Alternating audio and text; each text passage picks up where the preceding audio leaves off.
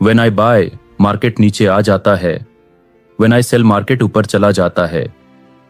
ये सिर्फ आप नहीं कहते, हर वो बंदा कहता है जो फोमो में एंट्री लेता है और फियर में एग्जिट करता है। आज हम बात करेंगे मार्केट के सबसे कॉमन मिस्टेक की, emotional entries. Chartered destiny episode 20 psychology series. FOMO and fear market में एंट्री का असली टाइम। पीपल बाय करते हैं जब मार्केट सबसे महंगा होता है और बेचते हैं जब मार्केट सबसे सस्ता होता है, क्योंकि फोमो एंड फियर उनका डिसीजन लेते हैं। व्हेन आई बाय मार्केट नीचे आ जाता है। आज हम बात करेंगे मार्केट के सबसे कॉमन मिस्टेक की, इमोशनल एंट्रीज, फियर एग्जिट्स।